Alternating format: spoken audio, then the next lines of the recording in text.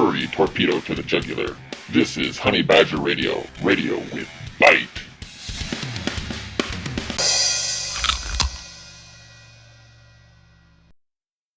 Hello and welcome to this week's episode of Honey Badger Radio. I'm your host, Allison Tiemann, otherwise known as Typhon Blue, and with me today are my co-hosts, Hannah Wallen and Karen Strawn. Diana Davidson won't be joining us due to some unfortunate flooding issues she was having in her apartment and her subsequent moving out of her apartment. Good luck with that, Diana. Joining us is Sage Gerard, otherwise known as Victor Zen, president of Kennesaw State University, Men, a men's issues student organization, and director of collegiate activism for A Voice for Men. You can access his YouTube channel in the link under show notes. It's labeled Victor Zen's YouTube channel.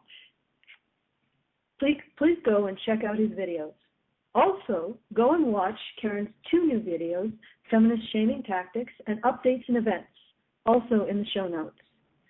Hannah has also uploaded her very first video in which she makes a personal appearance, specifically a personal appearance in public speaking on due process rights for the accused. Check it out. Link also in the show notes. Speaking of videos, if you're new to Honey Badger Radio and want to learn just how gosh darn evil we are, click on my Click on my video entitled Men's Rights versus Feminism Explained Using Magnets. Once again, you'll find it in the show notes. It details just what kind of despicable things us men's human rights activists believe in. Yes, we truly are the spawn of Satan, and my video, Men's Rights versus Feminism Explained Using Magnets, is all the proof you need. Speaking of Satan's spawn, if you want our deplorable, vile message of equality that includes everyone, not just equality for women, to reach a larger audience, please go to our website and donate, or click on the link in the show notes. It doesn't have to be much. It can be a donation of just $5. Every single bit helps us to spread our evil further, like the devil's peanut butter on the bread of the human soul. So go donate. Evil doesn't spread itself, you goddamn slackers. Today's topic is Erotica for Me, Shame on Thee. And it's all about how we regard male sexuality as being, well, more gross, more damaging, more predatory, more creepy, more perverted, more nasty, more lame, more sleazy, and more degrading than female sexuality. And yet, you know, it's women's sexuality that our society sees as shameful, somehow. I'm just going to take a stab at one of those invectives. We see men's sexuality as predatory, even though we have an entire political movement designed to demonize male sexuality while minimizing male victims and, in some cases, making raping men legal. Yes, making raping men legal. Feminists in Israel and India have either repealed or blocked laws that protected men and boys' sexuality against female sexual predators. And then, on top of that, we have Mary Koss, the feminist rape apologist who is launching a campaign against even the possibility that that men can be raped by women. She most definitely believes that women can be raped by men, and in fact inflates those statistics beyond belief. But what we're talking about here is the fact that she is trying to make it so that it's impossible legally, socially, and in terms of government statistics for men to be raped by women. Link in the show notes.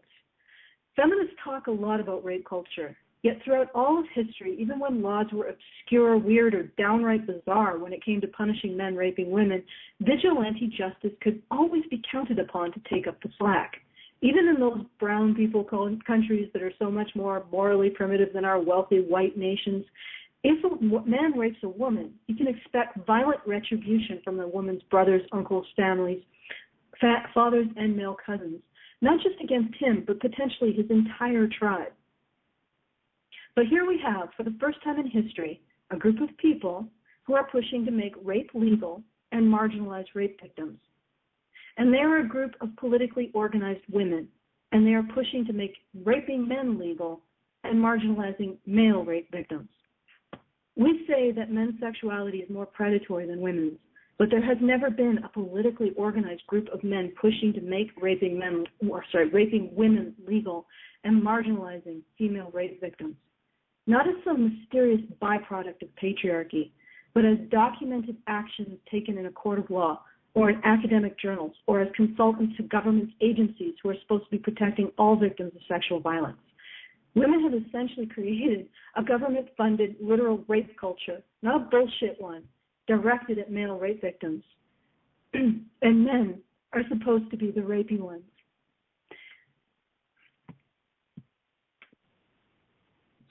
Anyway, I'm going to hand the mic over to Karen, Hannah. Anyone want to jump in right there?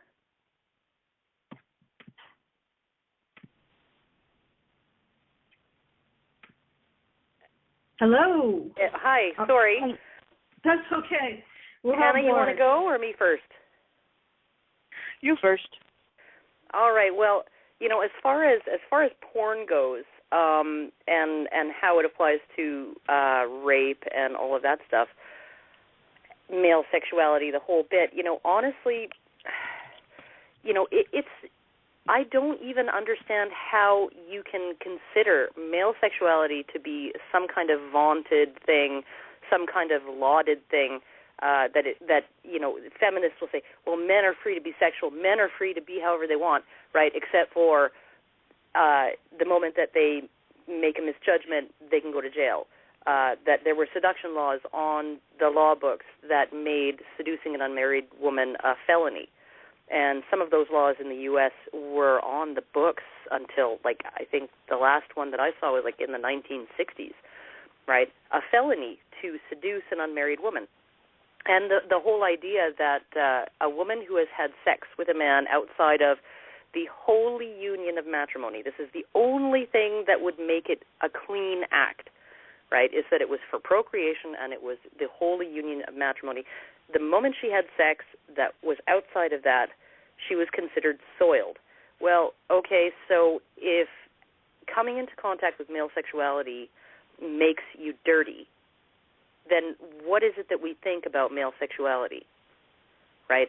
That she started off clean and having sex with a man makes her dirty, right? I don't understand feminist ideas about this, like the whole slut-shaming thing. Well, slut-shaming is you lowered yourself to sleep with a man,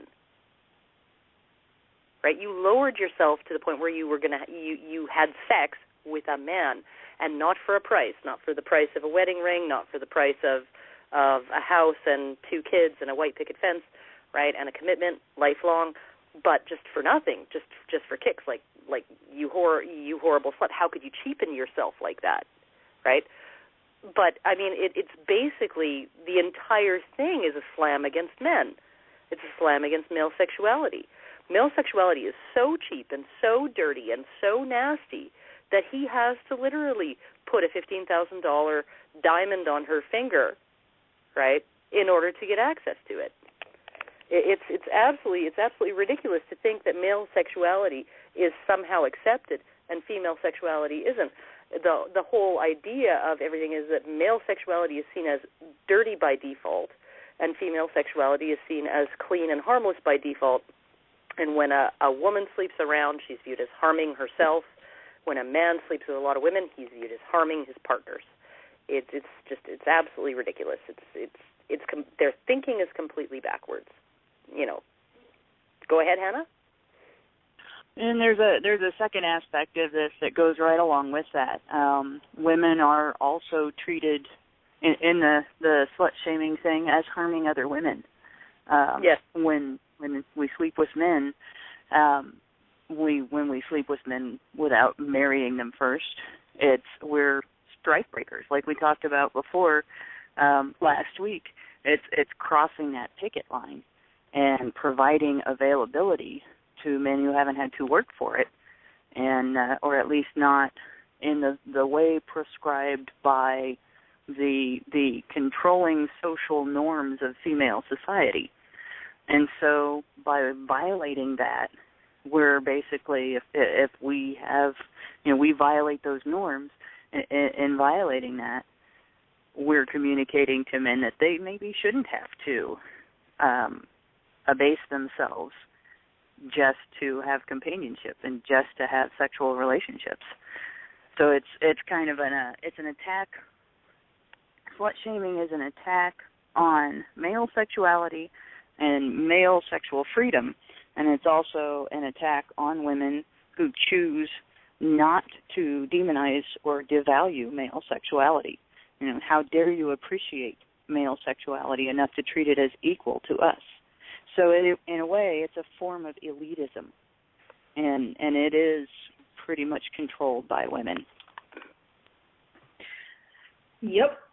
And Karen's point is a very good one. How can you consider men's sexuality to be the one that's lauded and elevated over women's sexuality when we see the entire construct is that men dirty women, that men devalue women? And we say that a slut hurts herself and she hurts other women, but we don't conceive of her hurting men.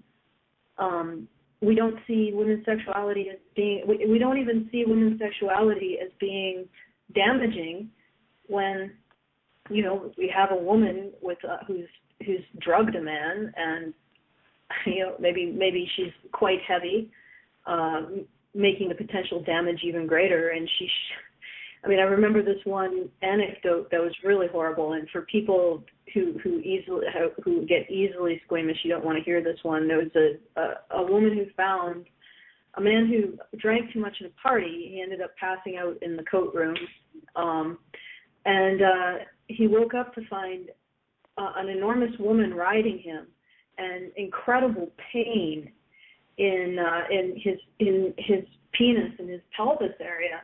And he later found out that because she couldn't fluff him erect, she had inserted a Q-tip into his urethra. And now he's dealing with the fact that he may never have sex again, and because he's pretty much tore his penis up from the inside out. And so when people say, well, a man, if he didn't want it, he wouldn't have gotten erect. Well, that can be forced in a very brutal and disturbing way. And it's like, and how can you say that women are not capable of damaging men sexually? You don't even have to deal with that kind of a situation. Even just the usual situation where a guy drinks too much and he ends up being ridden by one of the sorority sisters, and lo and behold, he bothers him to the point where he's having trouble having sex. He's having post-traumatic stress syndrome, or he's having trouble having relationships because he was violated, and there is no social narrative about that. So not only is he dealing with a situation where he was violated, but he's dealing with a situation where he was violated, and there's absolutely nothing out there to explain what the hell happened to him. So what is he doing? He's like suddenly become abusing drugs, dropping out of school, and he doesn't even know why. And this is something that I've heard happen. So it does have an effect on men. Like there is damaging aspects to women's sexuality, but we don't seem to even want to accept it when it's the most extreme damaging aspects. And it's just really unfortunate. And yeah, I'll leave it at that. That also goes along with that sense of superiority, that elitism. If you consider yourself the elite class, which you have to consider yourself the elite class in a way to play the gatekeeper role, because you have to assume that the other party is a seeker, that the other party wants in, or why would you be gatekeeping? But that comes with a sense of entitlement. If obviously, the other party is wanting, then you would feel entitled to take. And it's one of the aspects of the feminist dialogue that really pisses me off. They will claim that because there's, the phenomenon of treating men as conquering studs when they do persuade a woman to have sex with them, that's this big congratulatory aspect of male sexuality, and that's how male sexuality is celebrated, and that it indicates that women are considered dirty, and men are considered great if they conquer women. Well, once again, that goes right back to that elitism, that women are so important and so valued and so wanted that, and men being so much the lower class, that getting to be with a woman is some sort of congratulatable win. And it's not a celebration of male sexuality to congratulate a guy on getting to be with a girl as if she's a prize. It's further treatment of his sexuality is not good enough, and that he worked hard enough to get there. Well, honestly, Night Runner just texted me a little note here in Skype. He said, male sexuality is seen as primal and animalistic, subhuman, fucking. Female sexuality is seen as emotional, spiritual, and divine, romance, making love. That's why fucking a woman makes her dirty.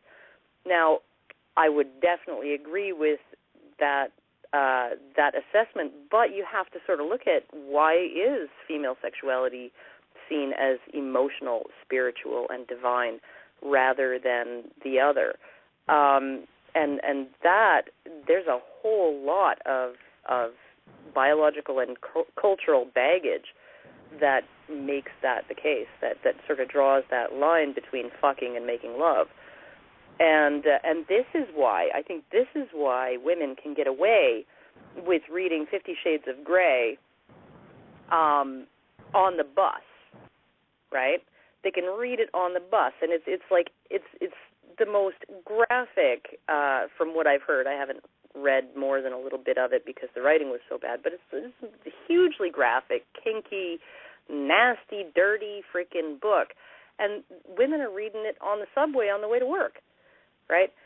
Do men, and then you have an incident, I don't know, it was a year and a half ago. I think The Amazing Atheist did a video about it. Some woman trying to get the flight attendant to force the man who was sitting in the seat in front of her to stop looking at porn on his phone or his tablet or whatever, right? And he was looking at, scantily clad young Asian girls, right, who this woman, she was so offended at the fact that, he was looking at this and she could sort of see it through the crack between the seats in front of her, see a tiny little bit of it, and she's just like, absolutely, how could he be looking at that? Oh my God! And she wants the flight attendant to make him stop, and the flight attendant basically didn't do anything and said, if you don't like it, just don't look, right?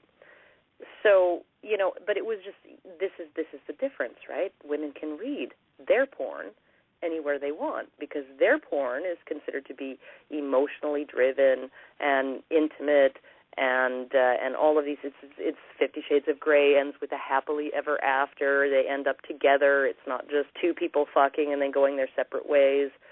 There's all of this baggage attached to both male sexuality and female sexuality that I think that people generally don't want to look at. So anyhow, that's all I really have to say about that. Go ahead, Sage. Well, I think a lot of it also has to come down to just simple scarcity. There's that is artificial scarcity. When it comes to a sexuality or frankly anything that could be of value to anyone, so long as it can be shown to be scarce or to look scarce, the value, the price for sexuality, the price for pussy, so to speak, goes up to the point where, frankly, it becomes in essence a buyer's market, a price war between men as well. And what really becomes disturbing in our culture is when men also start to one-up each other and even betray each other as men. And I think a lot of this also goes into the development of terms like mangina. And I think that what really needs to be understood is with terms like mangina, the people don't look at men as, so to speak, incomplete men or women, but as traitors to their own sex when speaking in terms of, say, how they value women to the point where they don't like men anymore. And the contribution, I think, of this, it's kind of a vicious cycle. So the valuing of female sexuality is something that is enjoyed on both sides, just to the point where it gets disgusting. And I honestly don't know if there's a way where we can change our norms such that female sexuality and that artificial scarcity can be in some way reversed. So that's pretty much all I can say about that. Well, I often think that the scarcity has not historically been, artificial. I think that women probably have always been just a little bit more choosy, a little bit, they've done experiments, with people propositioning, good-looking people propositioning strangers for sex, and 80% of the men are just like, sure, and 20% of none of the women said yes. They were willing to go out for coffee or go on a date, but, they want to get to know the guy a little bit first. Now, that may be the illusion of scarcity, but I don't really think that there is anymore an illusion of scarcity. I mean, everybody's having sex. Sex is everywhere. It's all over the place, right? So, I honestly think that what it is, what feminists are doing now, because I think that it is a cartel. It's a sexual cartel wanting to keep the price inflated. And when you look at the seduction laws that used to be on the books, where if a man seduced an unmarried woman, he knew, he was on notice. If you have sex with a woman that you are not married to, right, you're going to jail, right? You're breaking the law, right? What feminists seem to want to do is make it so that seduction is still illegal, but we just call it something else. And we have to call it something else. We have to call it rape, because the entire premise of the seduction laws was that women did not have the right to consent to sex outside of marriage. Women had an obligation to be chaste outside of marriage. And this is an unfair thing to women. Oh, well, you can't put expectations on women. So what they're trying to do with the expansion of the definition of rape and all of these things, and all of these sort of ambiguous situations where people were drunk, and maybe they regret their decision in the morning, what feminists are trying to do is they're trying to redefine seduction as rape so that they can maintain 100% of the right of consent, right? So women always have the right to consent, but if she finds that the sex that she has consented to is regrettable, then it's against the law. And so now you have the situation whereas before the seduction laws seemed really, really unfair to men, right? Have sex with a woman and you go to jail. Well, at least they knew they were breaking the law, right? Now you have no way of knowing until, maybe you didn't text her soon enough the next day, or maybe you decided you didn't want to go on a second date, right? Or maybe, like that Praise Martin Oguike, you didn't want to have a long-term relationship with her, and so she decided that, she shouldn't have and wouldn't have had sex with you if she'd known that, and so therefore it was rape, right? So, really what we have now is this huge morass of ambiguity around what kinds of behaviors and what kinds of actions are in violation of the law and which ones are not, right? Because whereas before consent for unmarried women was a very cut and dried thing, they weren't allowed to do it. You don't consent, right? Now women want this to be able to consent all they want, but they also want to be able to take it back, right? They want to be able to hold men accountable for their own decisions. So, yeah, it's just an extremely, extremely murky situation. Yeah, definitely a murky situation, although I think that during a lot of the time where the seduction laws were in place, it was a more of a liberal attitude towards sex outside of marriage. At least I know that our grandmothers and great-grandmothers were definitely doing that. But the point is taken. feminists want, sort of in this situation, they want to have their cake and eat it too. They want to create a society where it's no longer sinful to have sex outside of marriage, but still want to be able to slam men when they step out of line sexually, which is, I mean, what does that say about these particular women, that they want these increasingly draconian methods of punishing male sexuality? It's sort of a really sort of a disturbing thing to say. I'm going to call. Remember, this is a call-in show, so I'm going to give out the number to call in. It's 310-388-9709. That's 310-388-9709. If you want to talk to the topic, you want to talk to one of us or all of us or just to our audience, please call in and bring what you have to the table. And I'm going to pass the mic over to Sage now. Sage. Yes, to add more on to men being more aware and now less aware of the standards that make them feel held accountable for their actions, the increased ambiguity is not only certainly a thing, it's something that I've experienced myself, especially in terms of college environments.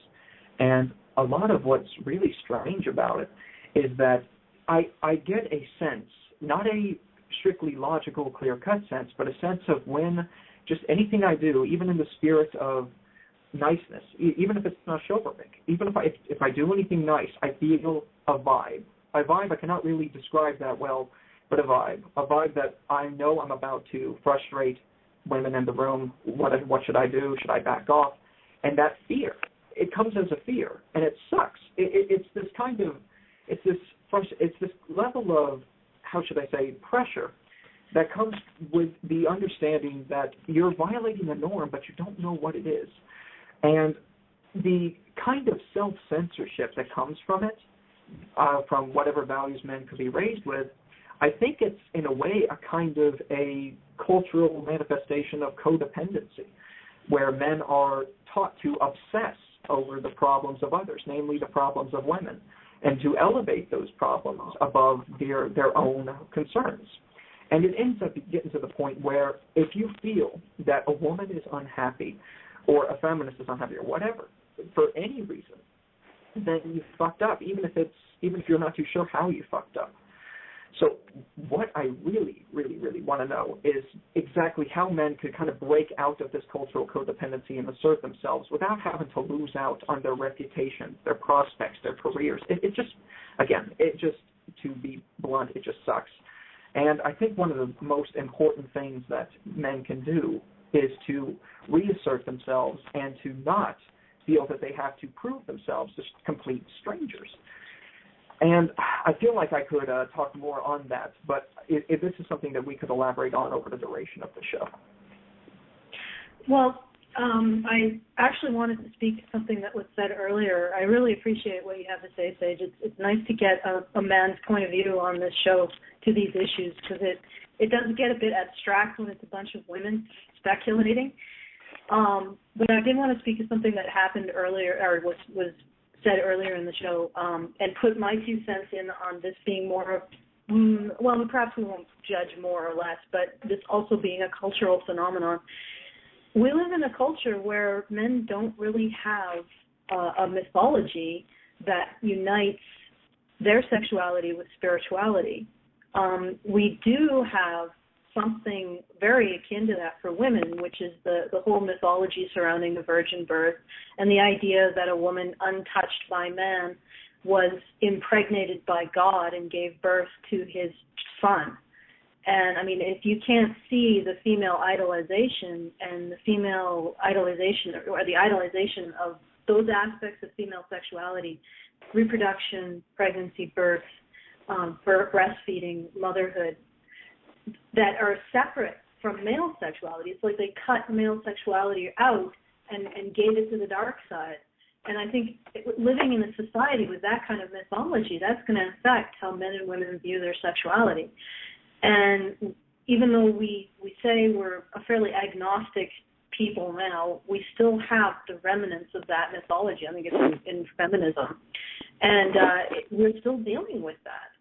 And And if you look at actually what came before in terms of a spiritual identity, it was men.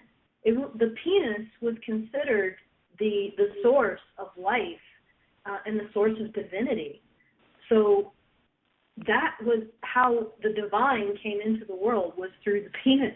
In like our direct ancestors, the classical, the Greek and Roman mythologies, that was their approach. And women were just this sort of base animalistic vessel that was, invested, imbued with male spirituality, male sexuality, and then gave fruit, and that was their mythology. And in their time, women were seen as being the more desirous, the more animalistic, the more hedonist, the more incapable of managing or controlling their base urges. And so I would propose that there is a very strong cultural component to this. And I think we can start to, and the other thing is that biology, we can't really change biology in a lot of ways. I think to some degree we can mitigate it, but culture we can change. And mythologies of spirituality and mythologies of sexuality, we can change. We can challenge that. We can say, no, it's not fair to give women a spiritual identity that is rooted in their body and in the sexual and reproductive processes of their body, and then strip that from men. I mean, the obvious result of that is you're going to create a spiritual caste system with women on top and men on the bottom. And so that's what I have to say about that. Life is like a box of chocolates. Go ahead, Hannah. Hannah? No. I think we've lost Hannah. Just a second. We got to find her. Uh-oh. Nope, she's there. Are you there, Hannah? No, I'm here. Okay. No, you didn't see the nevermind in the window, but you pretty much touched on what I was going to say about some of the older religions, although I will mention that there are some newer, I guess you could call them fringe spiritualities that do have a bit of parallel in the celebration of sexuality and associating it with agricultural fertility and changing the seasons and everything. Some of the neo-pagan religions practiced in various areas, but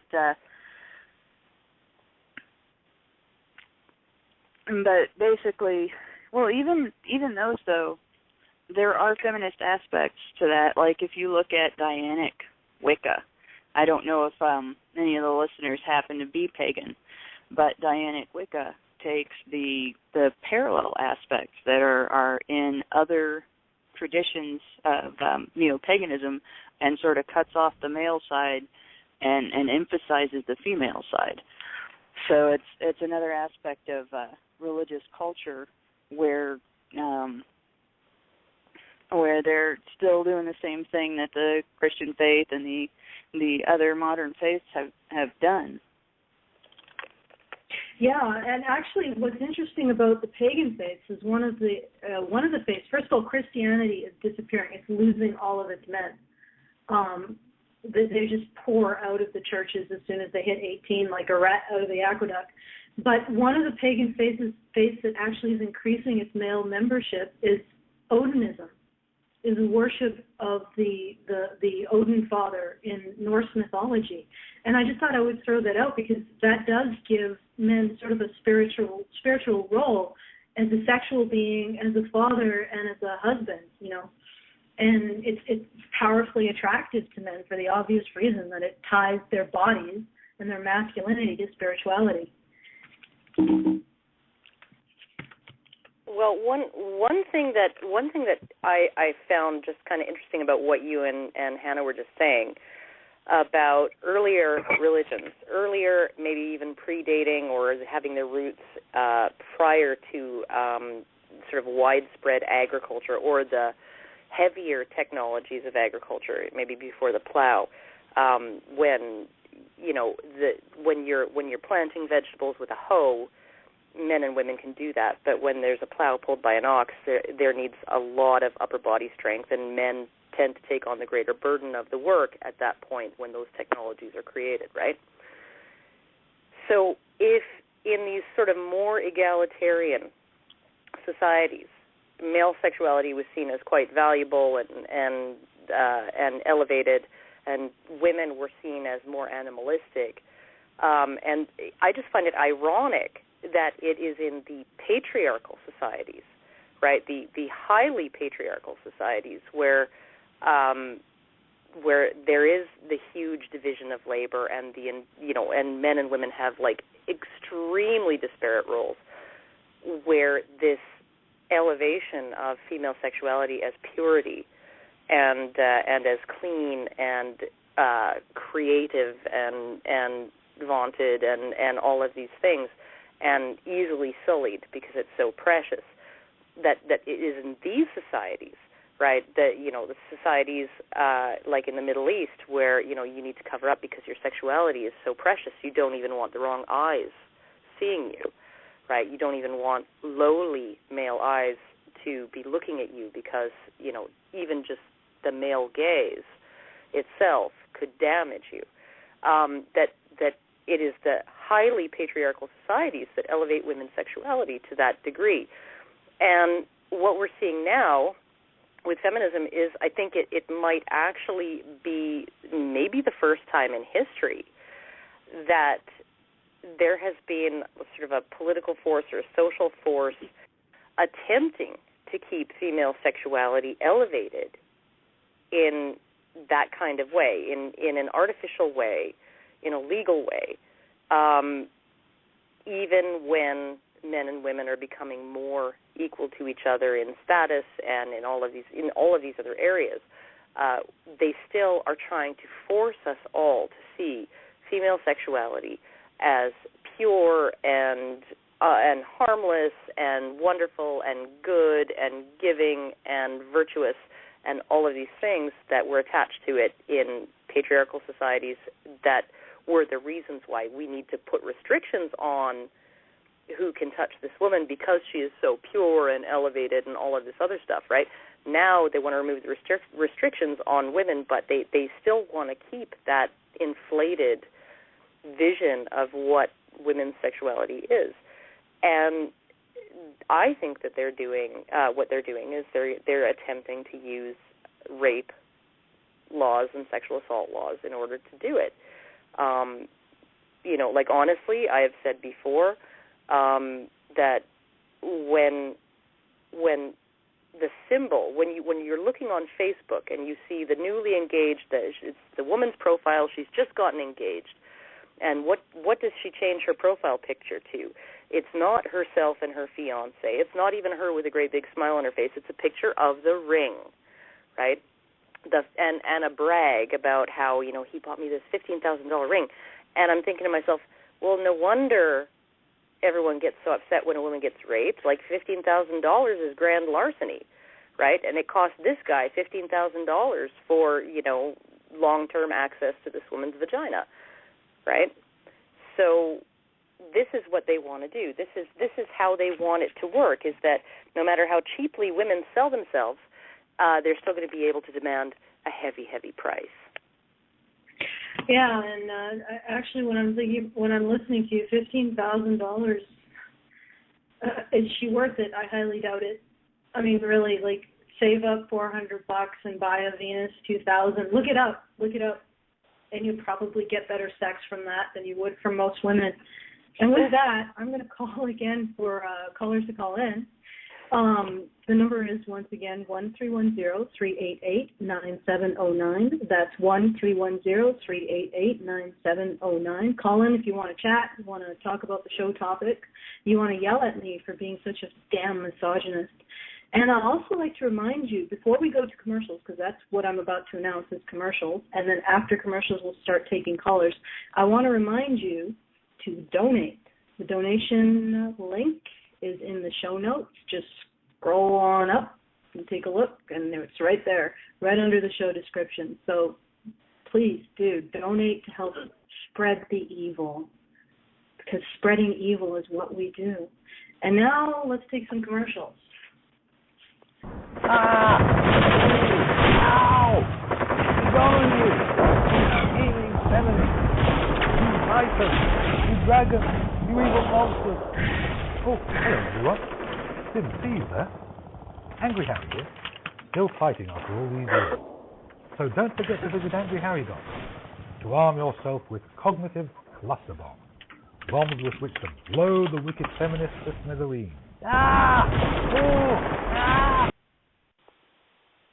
Come listen to A Voice for Men Radio, the voice of Europe. The voice of Europe. This show is probably the only one at this point addressing the issues concerning men and boys at a European level. The voice of Europe. Every Friday on 7 p.m. London time and 1 p.m. Central Time. This is the place where feminism gets to be called out on its lies and propaganda, and the state is invited to get out of people's lives. I am Lucian Bulsan, and this is the voice of Europe. Would you like to have your own men's rights blog without the usual red tape? Antimissionary.com has a ready-made stage and an active audience waiting to read your MRM blog. Free speech and open thought are encouraged at the passionate antimissionary.com.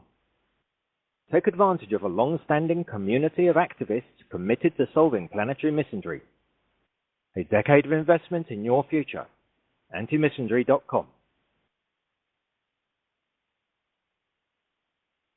Hey everybody, this is Aaron Clary, aka Captain Capitalism. I have a new book out. It's called Bachelor Pad Economics, and it is not optional. It is not optional. You need to know this stuff, boys.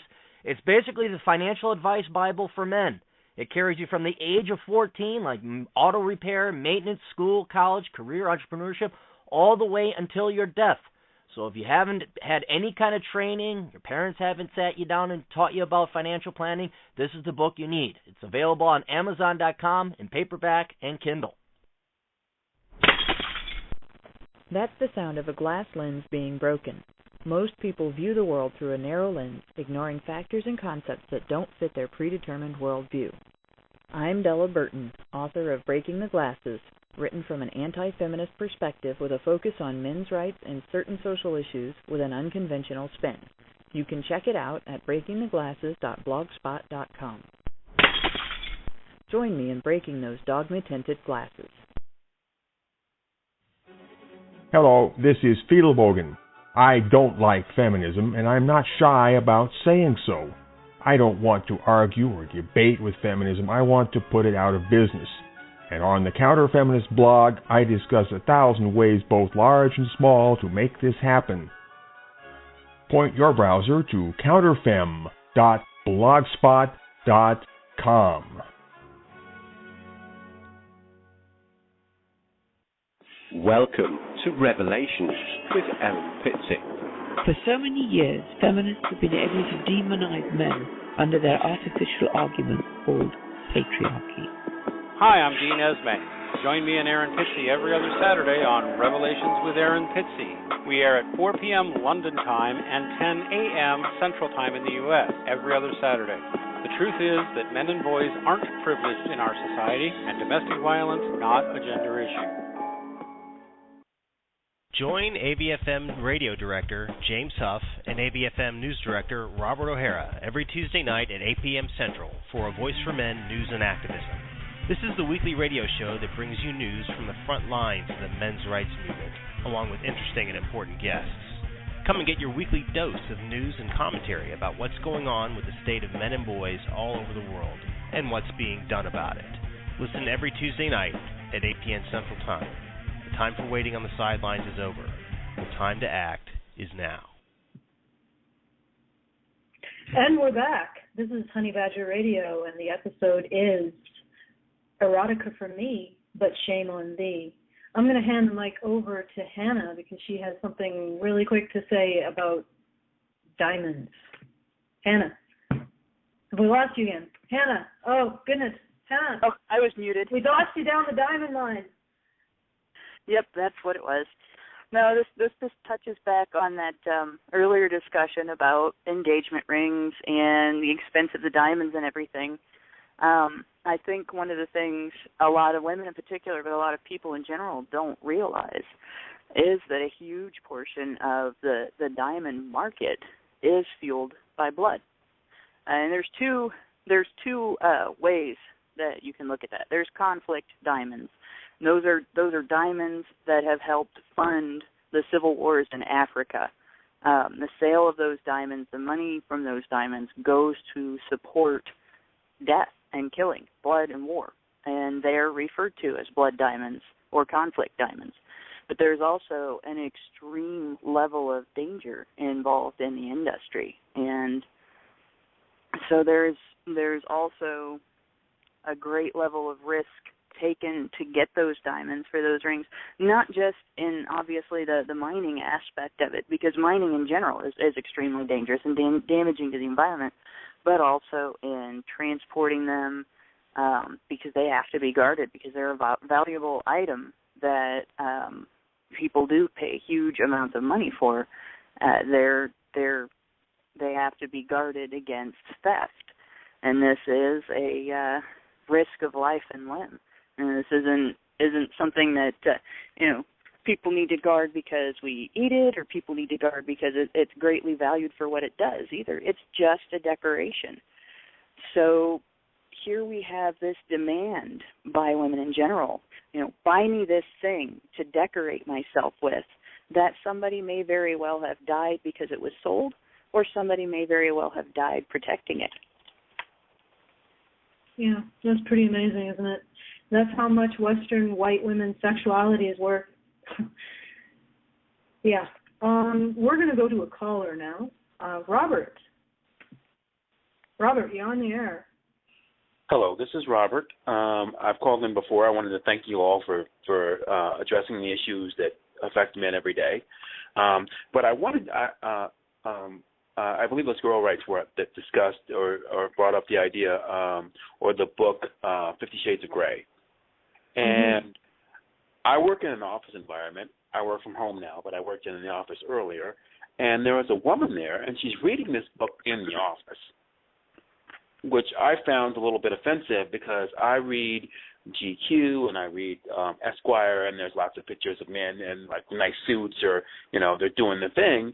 And there was another woman, there was a woman rather, on the other side of my cubicle who always wanted to hang these up. And I'm like, no, don't do that. That's probably going to offend somebody. And this is a woman who'd already been in trouble for on some level for some form of sexual harassment. Never got her story. And I'm like, what makes you think it's okay to hang up pictures of pseudo or half-naked men or whatever, but it's okay for this woman that sits across from me to read 50 Shades of Grey in the workplace? That would be like me reading Playboy or Penthouse in the workplace. It's not okay. And it bugged me. I'm like, why are you and I actually called her. Why are you reading that here? I can't read, the story of or whatever, the 1980, 1985 best stories of erotica. I can't read that at work. It's inappropriate. Why is it okay for you to read this at work? And she was like, and I said that, why are you reading this at work? Well, so-and-so gave it to me, and I think it's okay. I'm like, well, that's not particularly kosher for your job. And she kept right on reading it. And that really bugs me. That really bothered me. Well, to address your point, even if you had Playboy or another actually visually based erotic art thing, magazine, if you had it in such a way that nobody could see what was in it, and she had her book, and nobody, there's no pictures in the book, they're exactly the same purpose, to arouse. Exactly. So how is one different than the other, right? It's like both are intended to get you off. And if I'd have been reading a compilation of variation of like sexual stories, and people could see that, it would be a problem. Yeah, well, it's the same thing is happening. It's both scenarios. It's something that, even if it was visual erotica, it's still there to arouse. So it's the same. It's the same idea. If one is okay, then the other should be okay. If one is considered unprofessional, then the other should be considered unprofessional. It's a total double standard. And the reality is, I don't see how written erotica is how it's written erotica, the intent is identical to visual erotica, and it really shouldn't be treated as being fundamentally different. It's because it isn't. They're both intended to arouse. Well, okay, so I'm wondering because discussing the earlier cultures where female sexuality was seen as more animalistic, and male sexuality was seen as sort of the source of creation and all of this stuff, right? Guessing that there were restrictions placed on female sexuality because it was animalistic, but what was the rationale behind that? Like, was it to protect men from being harmed by female sexuality and not being distracted from nobler purposes, not being tempted away from good works to waste time? But like, was there actually an attitude back then that having sex with a temptress would make you like unclean? Like, I'm not sure exactly. I can speak to that. Yeah. Sorry, I didn't. Yes, actually, there was an attitude that if you desired women outside of procreation, that there was something wrong with you. Outside of doing your marital duty and begetting a son, then you were weak, essentially, and unmanly. You were weak and unmanly, but you weren't a victim. Well, maybe. I'd have to look into it more. I think it was a different attitude, but it was still that attitude that women's sexuality could degrade the virility and the manliness of a man. It's a different kind of degrading. Like with us, it's the purity, right? The innocence of a woman, whereas with them it was more like the virility of a man. So there's not an exact parallel. Yeah, she was gonna like sap his manly essence. Yeah, exactly. Yeah, and weaken him. But because this is maybe what I think is sort of key to this issue of the 50 Shades of Grey versus and frankly, it wouldn't be Playboy or even Penthouse that would be the equivalent of that. It would be like watching RedTube in the workplace would be the equivalent as far as graphicness and all of that. Okay, I'm just going to interject quickly. What are you referring to? Again? Well, the workplace, the issue that Robert had in the workplace, where one of his coworkers. No. I mean RedTube. RedTube. Yeah, it's a free porn site. Oh, okay. All right. There you go. I just needed an explanation of what it was. Oh, okay. Go ahead. Oh, okay. So you're looking at the different ways that we view, and whether we view women as animalistic. I mean, like maybe we view them that way now. Like maybe this is part of what informs people's attitudes about the victimization of women by, as far as date rape situations and hookup culture. They just can't help themselves. They are pulled along by their instincts, right? They're easily manipulated and easily taken advantage of, right? And they do things that they would regret the next day because they just can't help it, right? They can't control it. They can't control what's in them, right? So maybe part of that is part of the way we see. This is the thing, is the whole idea with a moral patient is that they are not as in control of their actions and therefore not as accountable for them, right? And therefore it is the one who is seen to be in control of their own actions, not in control of everybody, not in control of the world, but at least in control of their own actions, right? And so, I think that maybe part of the reason why it might be acceptable to some people that a woman reads 50 Shades of Grey at the office, but a man can't, surf internet porn at his cubicle. Maybe it's because we view female sexuality and male sexuality, even when we see each one as harmful, right, or each one as dangerous or perilous or out of control, we still see them fundamentally differently. We still see female sexuality as being something that women can't be expected to control, right? We really can't put the expectation that she control herself on her, right? And yet men's sexuality, we even if we think female sexuality is predacious, right, and predatory, right, but we can't expect it of her that she control that, right? But we can see male sexuality as even more predatory, right, and still place an expectation that men keep that shit under lockdown or else, right? Yeah, definitely. Just to speak to your earlier statement, I had a friend just text me.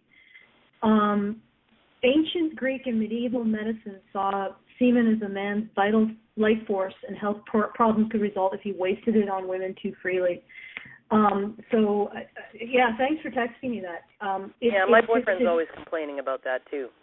Yeah, but in the context, what you see is the parallel is this. Men's sexuality degrades women's spirituality in our culture. In their culture, women's sexuality degraded men's spirituality. So that's the parallel. But I'm going to bring Robert on quickly for a final comment. Robert, you're back on the air. Thank you very much. Quickly, what I wanted to say was that and I've seen this in corporate environments, is that women can play that card of this being, I'm a victim, he's harassing me, he's put this picture of this naked woman up, or pseudo-naked, half-naked, whatever. But then I've had to warn this woman who's already been approached about her sexually inappropriate behavior towards other men to not take my old GQ or my old men's magazines, men's fashion magazines, and pull out the picture of the guy without his shirt on and put it up in the cubicle. I'm like, don't put that up. That's going to get you into trouble. And I'm like, as a man, if I even look at a woman wrong, I'm out the door. Yeah. And that's what really I find infuriating and frustrating, is that I have to walk. I basically, to use a politically incorrect word, I have to be the new N-word. I have to walk quietly and know my place as a man. But as a woman, I can do this. I can put up these pictures of this half-naked man, and that's fine. But as a man, I have to walk quietly and know my place. And I don't think that's... Yeah, and that definitely speaks to what Karen was saying about how women are expected to always be accommodated. They just can't help themselves. Even if we do consider their sexuality to be somewhat predatory, it's not their fault. It's not their fault. They're compelled by biology to put up half-naked men in their cubicles, whereas men should be held to a higher standard. Thank you so much, Robert, for that. And we do have to move on because we've got quite a few callers. So I'm going to move now to Luke. Luke, you're on the air. Hello there. How's it going? Oh, it's going good for me. How about yourself? Getting along. I've been watching in the news recently. Are you all aware of Lord Reynard? No. Why don't you give a brief rundown of the situation? Okay. Well, Channel 4 in England, across the UK really, is like a fairly serious channel that for a long time we only had four channels that on TV. And Channel 4 News is sort of seen as like the big kid in town, if you know what I mean. And so when they report something, it gets a huge amount of attention. And they did like an expose that there are three main political parties in Britain, the Labour Party, the Conservatives, and the Liberal Democrats. And the Liberal Democrats are like the third most popular party in Britain. And a senior member of them was accused by four different women of four different things that they called sexual assault or sexual harassment or sexual impropriety. And I couldn't work out why any of them were considered sexually improper. If I were to put myself in their position, and that, because this was all outside work, this was all, drinks after work, or they'd gone back to his house, or whatever, and he'd then put his hand on their leg or something like that. These are the allegations. But I couldn't work out for the life of me, why is anyone taking this allegation seriously, if any of you were my boss and you said, hey, Luke, do you want to go out drinking after work? And I said, yeah, sure, showed up, and then you put the moves on me and put your hand on my leg, I'd either leave, ask you to stop, or take you up on the offer. I would never consider making a complaint or having a big cry about it. I'm an adult. That's how that works. You're perfectly entitled to, make sexual advances on people in the social setting, not in the work setting. And in the work setting, they were saying how professional he was. So it sounds to me like perfectly appropriate behaviour. But he denies it, at any rate. And Channel 4 just went at him for ages. The police got involved. They investigated. They found out that there was no case to answer for. Essentially, there's no evidence, so we're done. Liberal Democrats investigated it, and their investigation found that there was no evidence, so it got just, moved on. And then the leader of the Liberal Democrats required him to apologise, and he said, well, I'm not apologising. I've said I haven't done it, and you've completely failed to prove it, because, you can't, because I haven't done it. So, no, I won't apologise. Then they've now suspended him, saying he's brought the party into disrepute. How do you bring an organisation into disrepute for simply saying, I'm innocent? How can that be possible as a function? They're saying these women are upset. Okay, they're upset. I'm saying it never happened. How can I possibly be at fault? And now loads of women have come on telly from all parties, and I'm a Labour Party supporter, so I'm very embarrassed, saying the Liberal Democrats' rule of innocent until proven guilty and a legal standard of proof to be needed before you can kick people out of the party needs to be gotten rid of.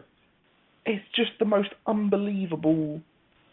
So how are people supposed to behave then? Am I making any sense here?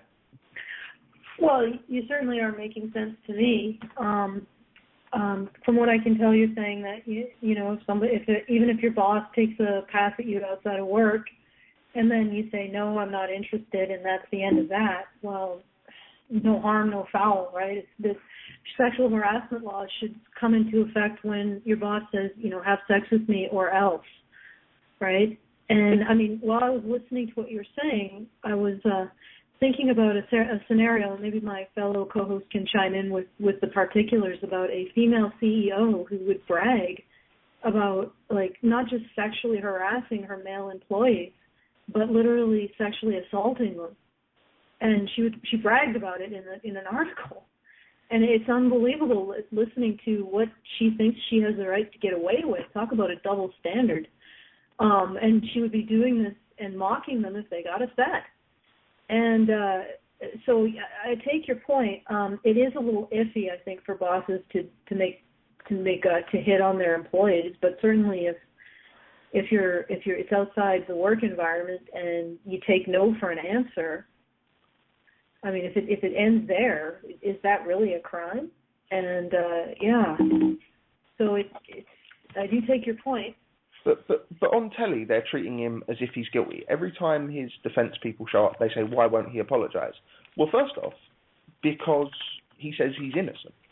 And that should really be the end of it. And seeing as it's then the burden of proof has got to be on the accuser, not on the accused. That could never work as a system.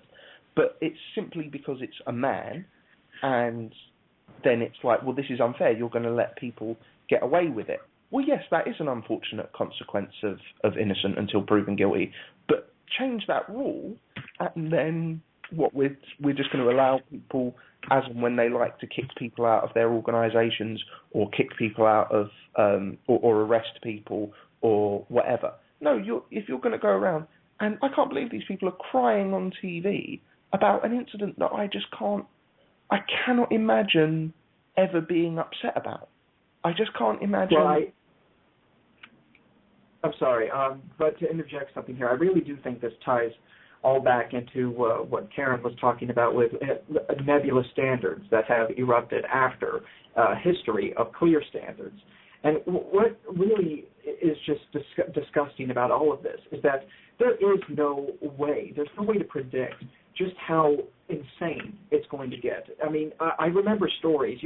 I'm sure you recall the story of I forget the name of the team, but the team with the wolf as the team logo, and they thought it represented that internet meme Insanity Wolf, and they thought it endorsed rape as a result. Do you remember that story?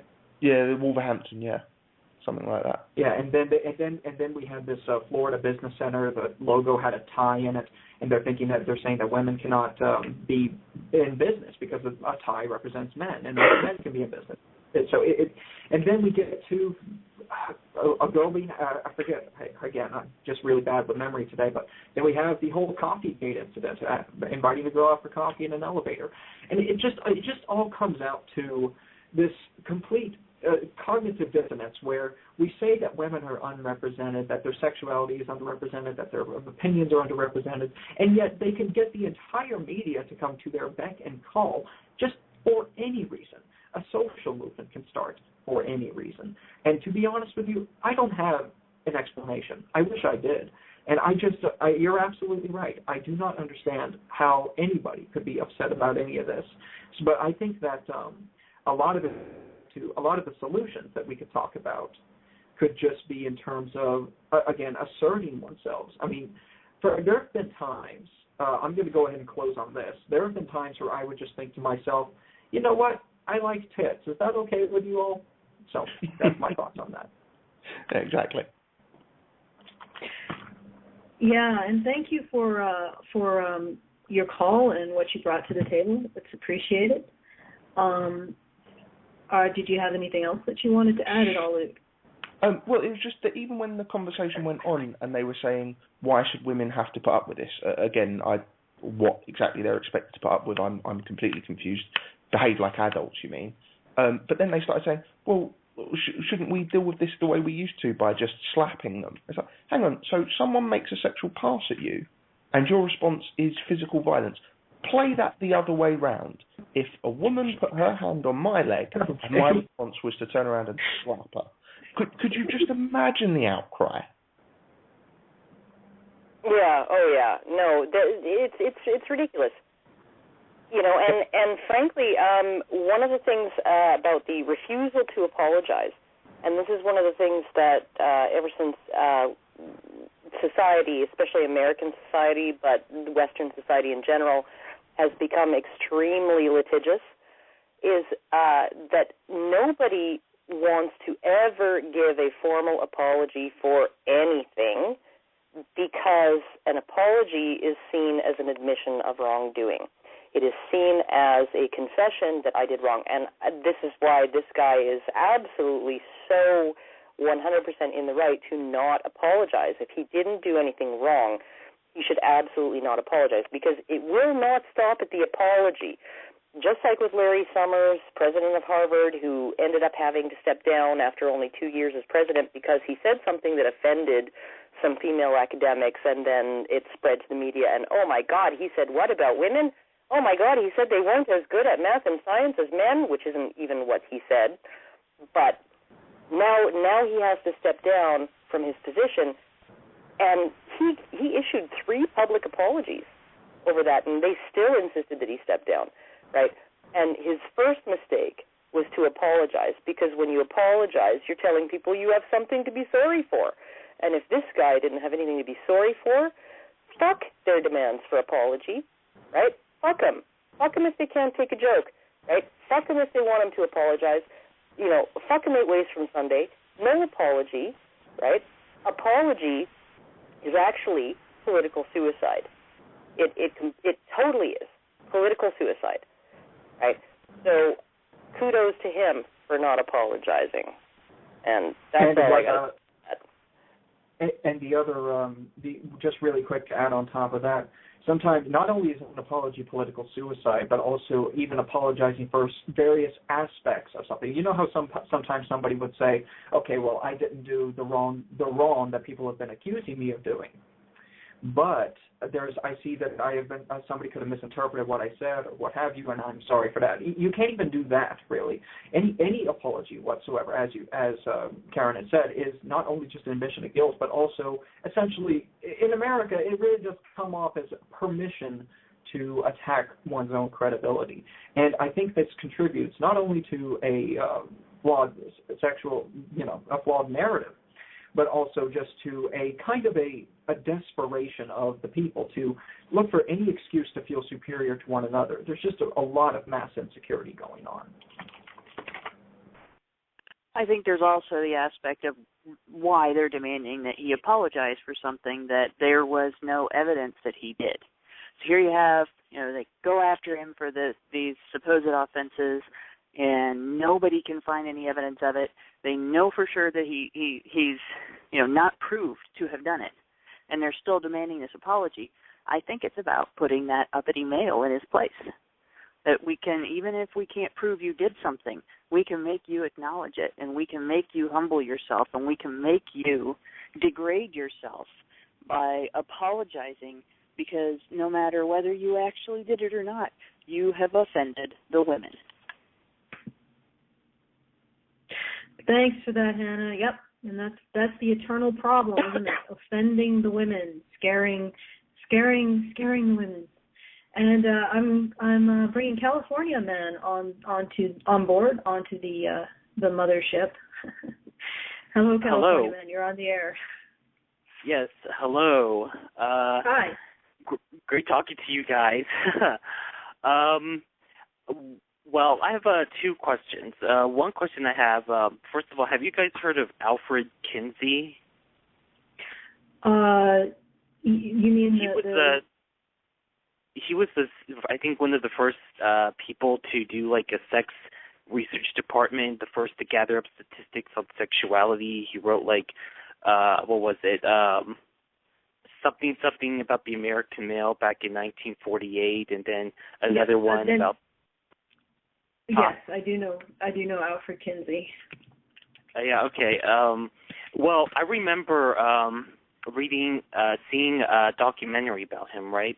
And the one he did on the males, it seemed that created a whole lot of sensation, right? A lot of people, everyone wanted to read it, wanted to figure out what men do in bed, apparently. But then when it came to the female, it was more like it created a lot of controversy. So my question here is that why is it that is it true that back in the patriarchy, quote unquote patriarchy of 1950s, people didn't want to believe that women masturbated or had sex with other women and all this other stuff, that people were in denial about it? So your question is, did people not want to believe that women did these, what would then be considered sinful acts? Yeah. Well, I would probably say that they pointing out that women have as so-called a degraded sexuality as men would have been really controversial, because women's sexuality is put on a pedestal. So yeah, that would have been controversial. And of course, masturbation, having sex with other women really isn't that big a deal. But then there is some stuff that is really horrible sexually, and that really isn't it. But but for them then that would be considered very sinful, and the idea that women had a sexuality would have been considered scandalous, because sexuality in that kind of puritanical society, sexuality is sort of bestial and animalistic, and women were supposed to be above that. Does that answer your question? Yeah, it does. Thanks. Because I was wondering about that, because I remember seeing a documentary about him, and that created a lot of stir. Another question I have, well, since I'm gay, I'm wondering, what, and we're talking about male sexuality, society's views on it. It seems like, how could I put it? Men, where do I fit into all of? Oh my gosh, I'm sorry. in the terms of sexuality, it seems like gay men, they were also viewed as predatory and more animal. Their sexuality more animal-like. Yeah. Just like with apparently, I didn't notice that the similarity with straight men too. Like their sexuality is viewed the same way as predatory. Mm-hmm. And of course, now it seems like that's changed. I guess maybe since women are less homophobic than they used to be, less than men. So, yeah, that's what I'm saying. Is like there's definitely a connection, isn't there? Like homophobia and the view on straight men's sexuality. Yeah, I would agree with that. I think there is a connection.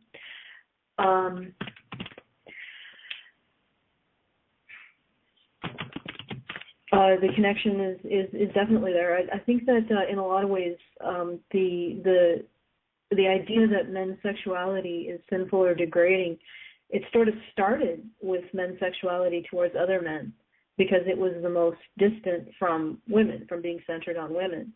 And then over time, it seems like men's sexuality, period, just started to get more and more stigmatized. And it's just definitely there are parallels. I just actually think that it's a compounding. It's a compounding of two things, right? It's a compounding of male sexuality and the fact that gay sexuality is atypical. And it's not even so much.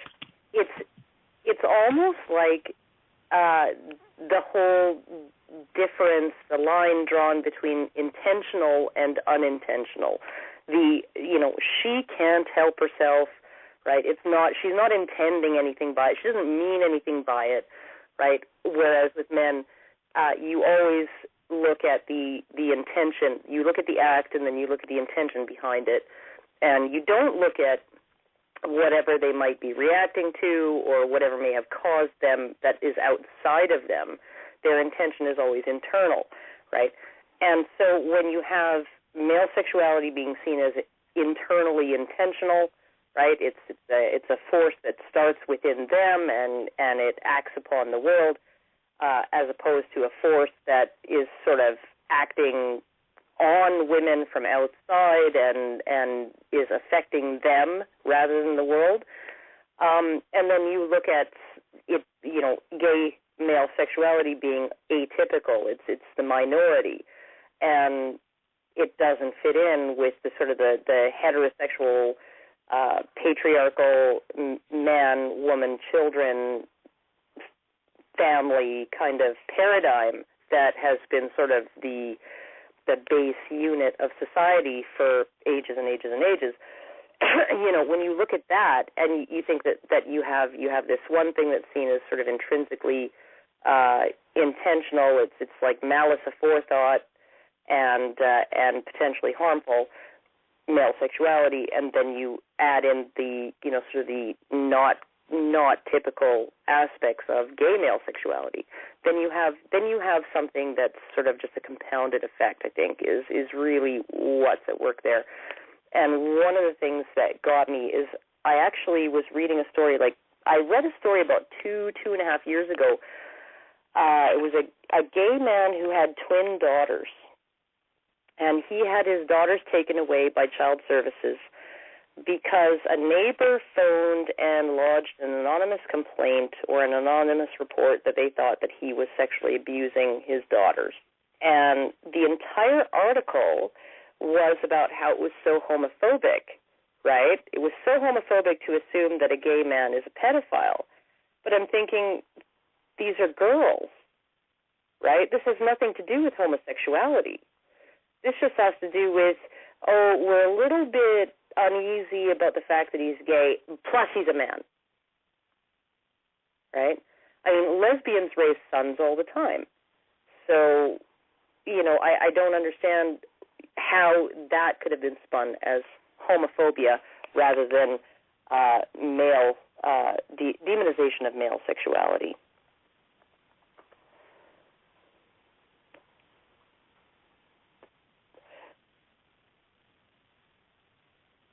Hello? Hello? Yes, am I on? Yeah. Are we on the are we live? We are, I think, yeah. I think we lost Allison, so I'm not sure. So go ahead. Did you have anything else to add? No, I'm actually a new caller. Oh, okay. Sorry. Is it Sean? No, Vagabond. Sorry, actually, guys, I'm back. I apologize for that. Hi. I actually introduced you, Vagabond Crazy Diamond. Yeah. And you were on the air. Unfortunately, my introduction was not on the air. So.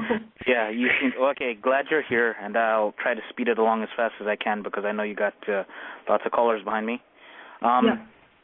So I offer you a brony rant, and it is going to go straight into the topic I want to put on the table.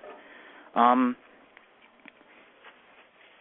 just get into it. The case of the relationship between Rarity and Spike, and it looks like they're really starting to sweep this under the rug of recent seasons, but I can't be for certain. But let's just call it like it is. I'm pretty sure she's friend-zoning him. Yeah. Yeah. I've actually watched some of Rarity.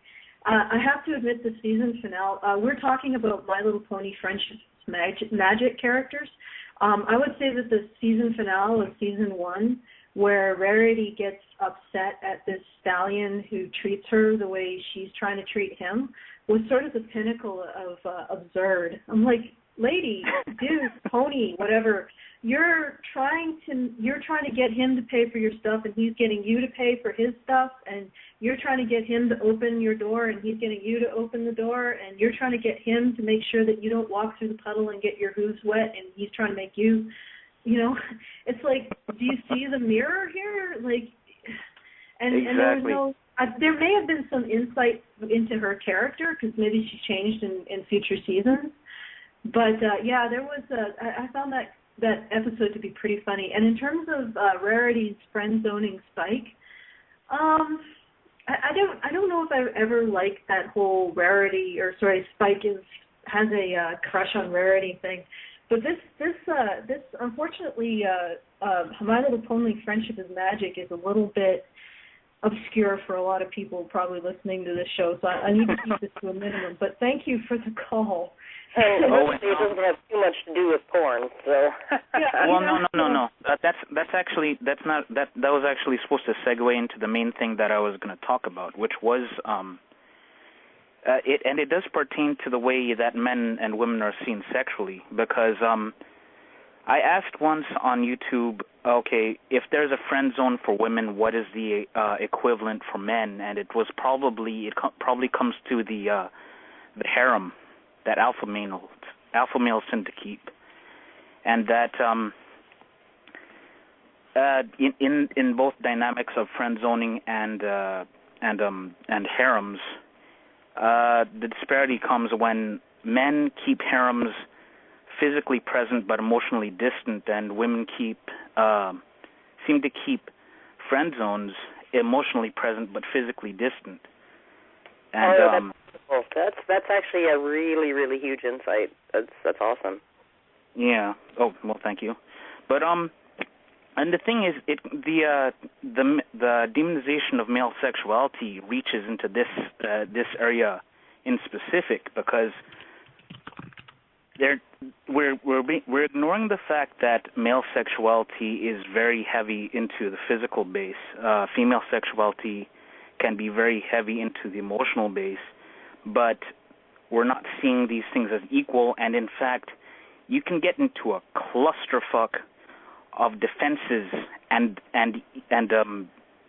defensiveness over and for the friend zone, but people just condemn men who can condemn men that have lists of conquests. But when you try to put this yoke on women that have friend zones, they'll say no. She has a right to be. She has a right to have her friend zone. And the friend zones don't exist, and things of that nature. opinions, please. Sage, you there? Hello? Hello, hey, I'm here. I'm sorry about that. Can you all hear me okay? Yep. Okay, excellent. Well, I wanted to first thank you, VCD, for bringing that up, and that was a great segue into great insight. Now, I wanted to kind of tie this all back into what I've observed as that cultural codependency for men. That is an obsession about getting the approval of women that I observe just in my experiences dealing with men and women in my local community, and just from what I observe in culture. But I think that a lot of how we view male and female sexuality is in terms of again, each sex wanting what they feel like they cannot have, and from whatever ideals that they build throughout however they grow up. And now with men, the approval of a woman is it's one of the greatest achievements that a man is taught to get. I mean, every movie. I mean, how many movies can you think of off the top of your head where the entire plot pivots on a woman forgiving a man? I mean, there's way too many. I mean, it ends up getting to the point where, and this is just my own observations here, but I'm thinking that a very strong desire for sex in particular is pretty much the climax of female approval. There is no greater celebration of trust and expression of vulnerability than sex. And in terms of that, when a man has sex with a woman, it's seen as achieving that ultimate approval.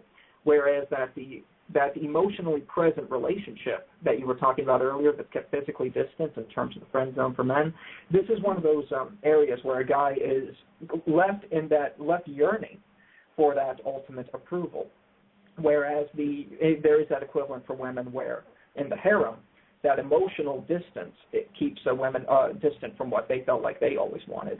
So there are two different ways of kind of preying on the insecurities of either sex in order to make sure that they can fulfill the desires of whoever is kind of dragging them along without actually giving them what they wanted. And that, in terms of that, the whole thing is just completely just slanted. But in terms of the harem and in terms of all that, we know that the friend zone for men is a very, very real and present thing, whereas harems barely ever happen whatsoever.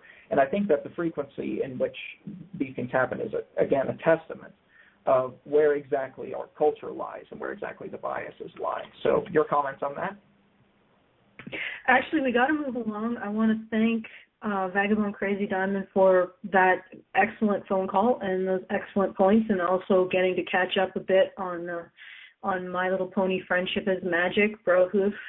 And we're going to move now to Chris. Chris, you're on the air.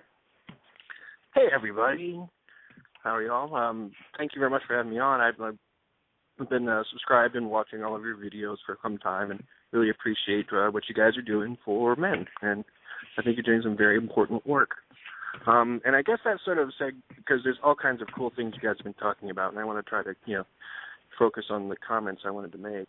But one thing, just as an aside, speaking of liking titties, I definitely suggest you look up Tim Minchin's Apology in 3 Movements. You'll howl. It's the funniest damn thing I think I've ever seen. Just repeat that again so that people... Sure. Tim Minchin. Apology in 3 Movements. I think it's called Apology in 3 Movements. You should be able to find it. But just in reference to liking boobs. It was very, very important. So I was looking at just my surroundings as I've been around for a little while, in my late 40s, and as I've kind of moved along and seen how culture has changed from when I was a kid, relatively young, to now, and it seems to me that there's been a strange split. And I'm wondering what we can do to get that split back together. And that split basically is in recognizing that male sexuality is a norm, is okay.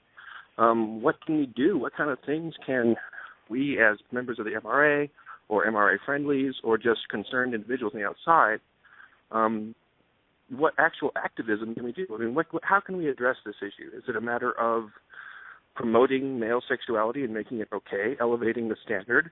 Is it a matter of trying to break through the stereotypes that men are predators, male sexuality is dangerous? I mean, what kind of approach can we take to this problem? And, what types of things can we actually do? Well, for one, we can continue to challenge the feminist narrative that men are sexually predatory in a way that women aren't. And we can do that with statistics, and we can do that with anecdotes, and we can do that by continuing to try to increase the scope of our voice, opposing it. And the other thing is that if you have sons, don't teach them snakes and snails and puppy dogs' tails. Be considerate about what they're learning about male sexuality, and you might want to consider attempting to counter a lot of the messages that boys get about their sexuality in just from the general climate of the culture, and try to maybe explain to young men and boys that they aren't the way that society says that they are. That they actually are pair bonders, and I mean this is an uncontroversial fact in biology, and the reality is that pair bonders have emotional systems that support pair bonding, which means that sex will most likely be meaningful. It will impact you. It's entirely possible that if you get drunk and end up waking up with a strange woman riding you, that will cause you emotional distress. And other aspects of things that we just don't tell young men about their emotional makeup, and tell them if it does happen, don't think of yourself as a wuss or less than a man because your emotional pair bonding is working. I mean, that is part of the masculinity of being a pair bond, being a male pair bonder. It's part of that whole emotional construct is part of that. The aspect of male pair bonding masculinity. So it's like just explain to boys that these constructs about them are not true, and that the feminist conception of masculinity as being predatory, as being hateful, as being power driven is completely false. I think we need a testicles monologue. Is what testicles monologue. Or something equivalent. Something that says, hey, there's some good and sex positive way of portraying men. And I'm not really familiar with the work. I just pulled that out there, so please don't hold me to the comparison to the vagina but dialogues. But the whole idea there being is that we can of course challenge the status quo, in conversation, etc. That's still very reactionary. What can we do to be proactive? Well, I think that there really is. It's really hard to say that there's something proactive to it. It's pretty much all of politics is reactive. But I will go ahead and say that when it comes to men, we got to remember that men are essentially taught to not hold their feelings to high regard. Stoicism is still considered a value in masculinity a virtue in masculinity for some reason. And I think it's very important to just tell boys to essentially just stop caring. Just stop caring about what complete strangers think of you. And I think the best way to learn all of that for men so far has been to experience these hardships and experience just how far the double standards go for them. And I could actually go into a huge rant about my own experiences in that route. But I think that when men essentially just stop giving a shit, they start to actually assert themselves just independently.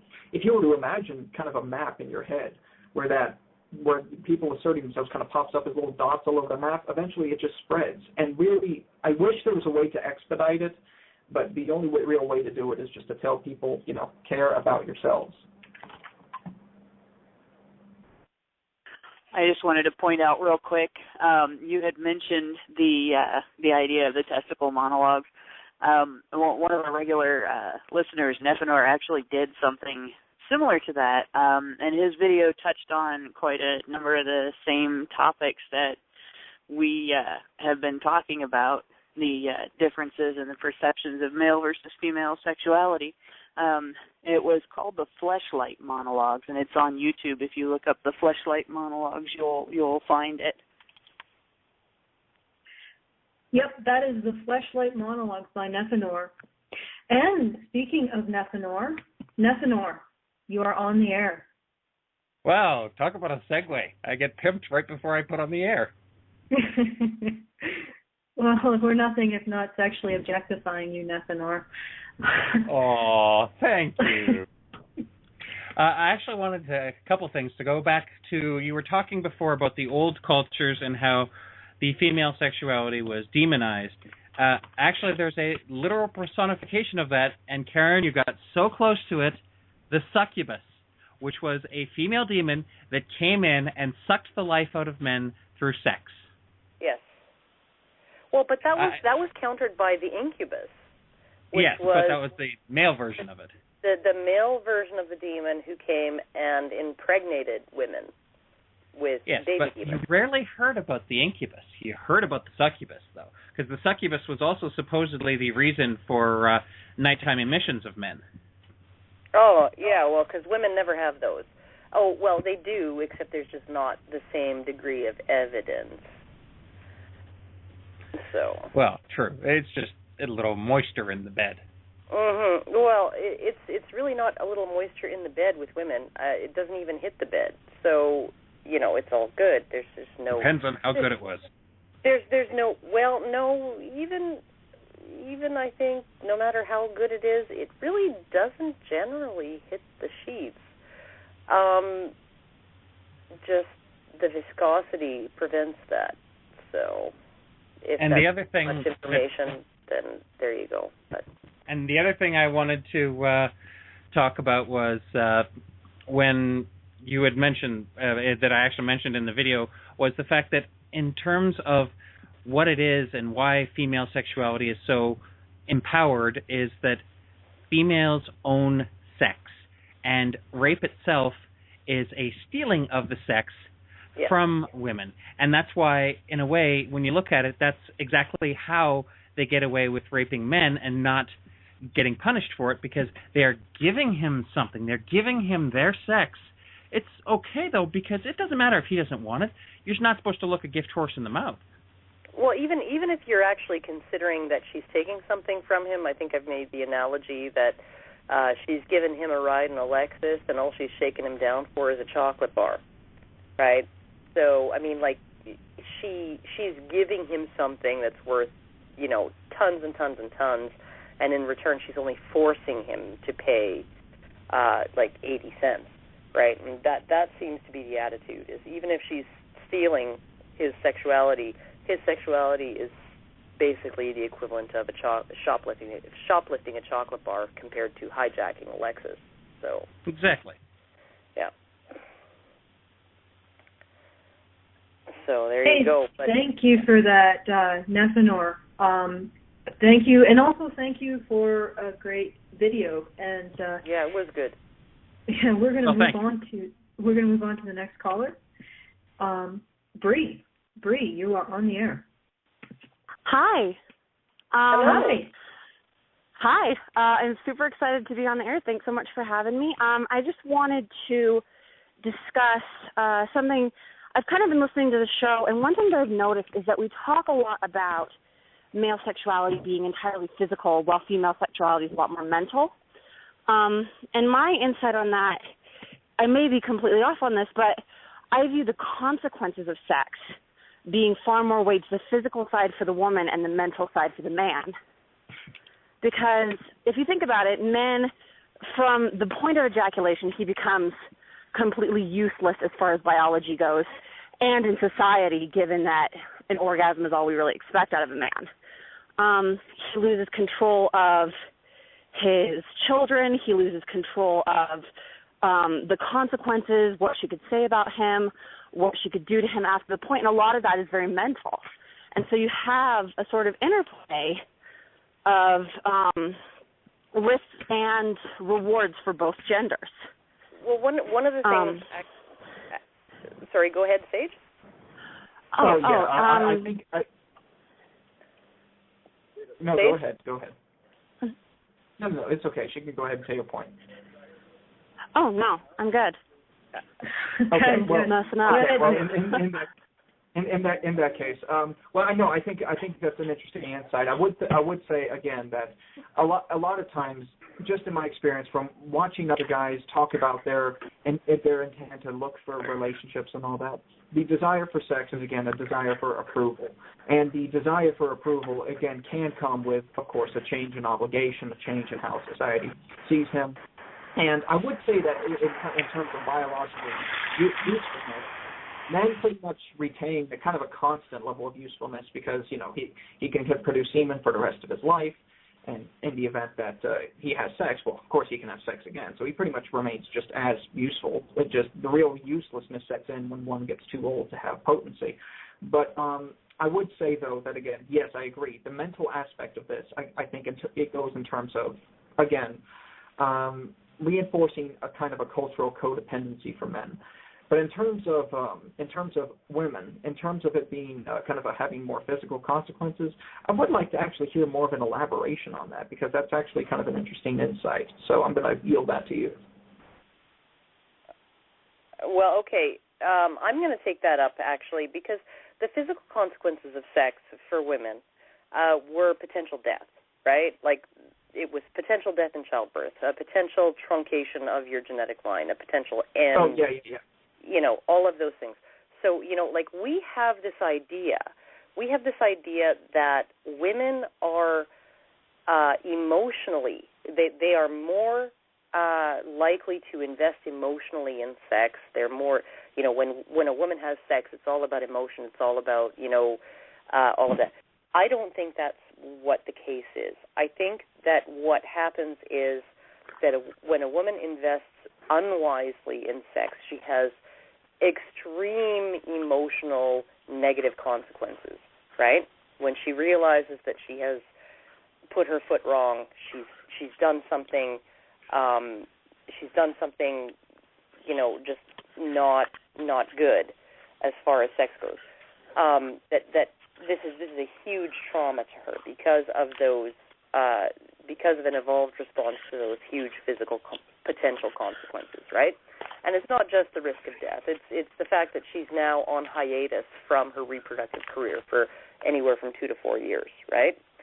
So it's not like she can just, go and find a better guy the next day and have his baby. No, she's already pregnant with the other guy's baby, right? So there's all of those consequences. So I think that we have this idea that women are emotionally invested in sex. I don't think they are. I think that they are hyper aware of when they maybe have made a mistake, right? I don't think they are more likely to bond with a man that they have sex with than a man is. In fact, I think a man is more likely to bond with a woman he has sex with, and I think that, in fact, a man's experience of sex is maybe more emotional and more intimate than a woman's experience of sex, at least when you're talking about hooking up. I mean, I've talked to guys, I've had a lot of hookups, even for a woman, and sex is pretty easy to get as a woman.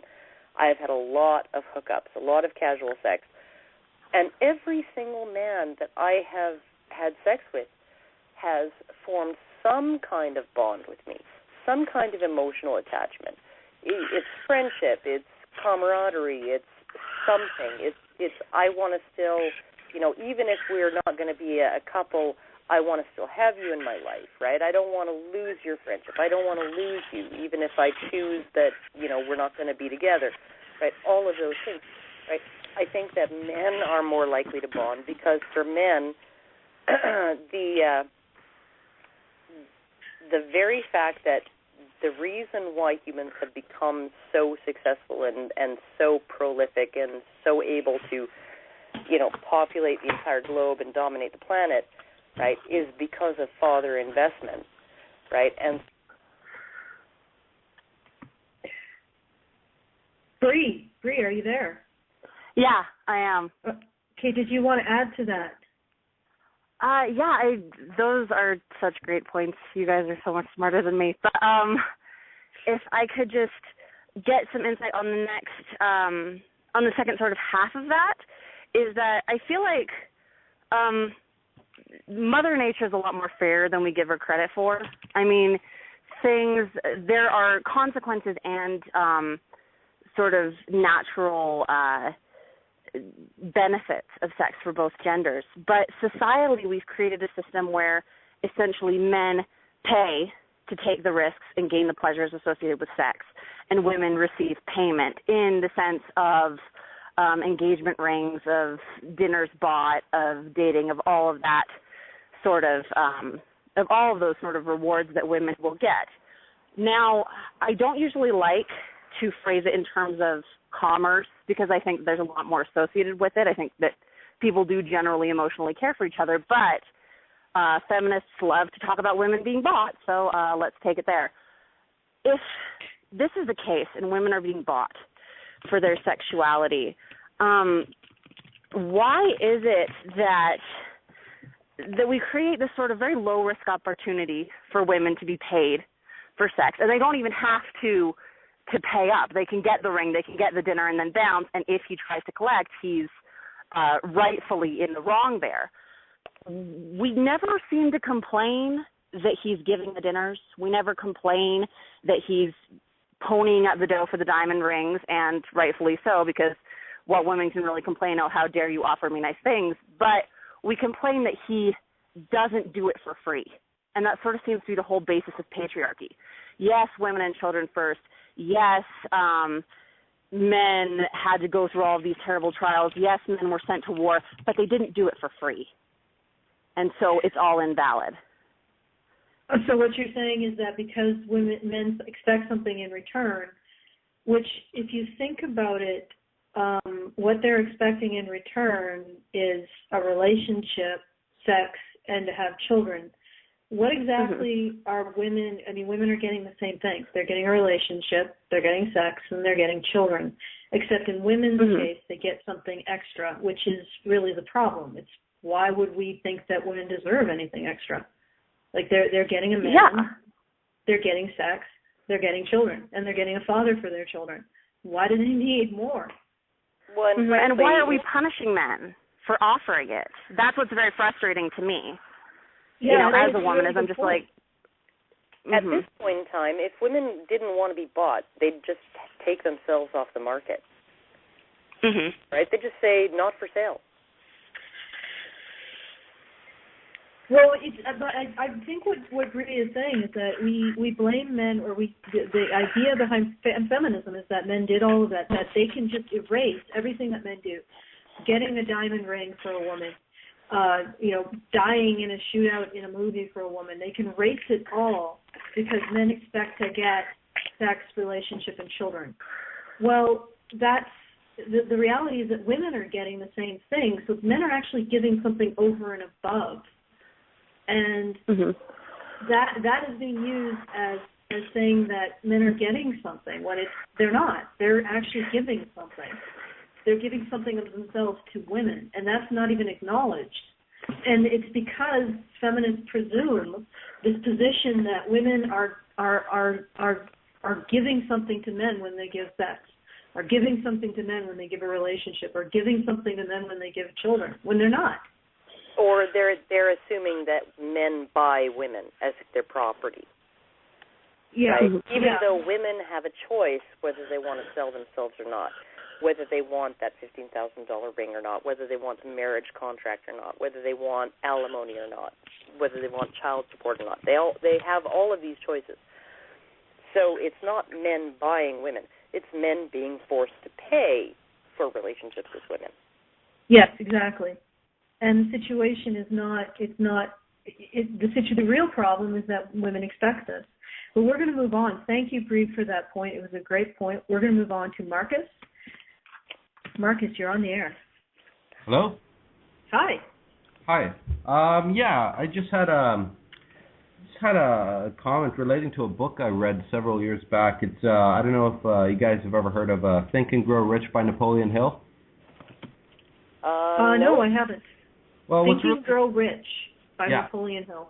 Yeah, Napoleon. I have not heard that. He was a protege of Dale Carnegie. Dale Carnegie, known for How to Win Friends and Influence People. So it's a book written in the 1920s. Now, what I found really fascinating about this book that's relevant to this subject is that Napoleon Hill did a study of the 500 most successful men in America at the time, and he was trying to find commonalities between all these men and what kind of led up to their success. And what he ended up finding, outside of the typical traits you would expect, motivation and then the absence of procrastination, was that what unified all these men was that they basically harnessed their sexual energy towards success. And instead of pursuing women and relationships, they used it to pursue finance and gain. And even in the book itself, there's a whole chapter devoted on how to basically achieve this particular transmutation. But regardless of how academically valid this is, I'm pretty sure there's a hint of truth in this. In that I even see this at some of my schoolmates. I went back to school recently, being 30, surrounded by 18-year-olds. It's interesting watching the guys that don't have girlfriends actually succeeding substantially more than the ones that do, and the ones that actually chase women. So if you're demonizing male sexuality, and you're causing an inner struggle whereby which the male rebels against that force, and asserting this thesis of Napoleon Hill, you're basically creating a structure which is demotivating men from any form of action, which can't end possibly well in the long run. So the idea is that because these men aren't wasting time pursuing women, they have greater time for their studies, which makes perfect sense. Of course, later on, I guess they get the benefit when they've attained greater financial success and have more interest from certain types of women. But is that your point? Well, no, I think my larger point is that male sexuality and the energy derived from it is the motivator for male action. And if you direct that at women or at the pursuit of women, which is what most guys do at a young age, and just in pursuit of physical things, you're kind of not achieving your potential. Whereas again, what this book is suggesting is redirect that towards something else in your life. Don't try to subjugate it, but sublimate it into something more meaningful. So that's kind of what I. Yeah, that's a great point. Although maybe if you find a woman who will support you in what in your endeavors and is actually an equal partner, there might be some validity in that. But of course, that's entirely within a man's own choice, and definitely consider the financial and legal risks before you embark on that. But that is a great point, and thank you for bringing it to the table. We appreciate your call, and I do hope you call in again.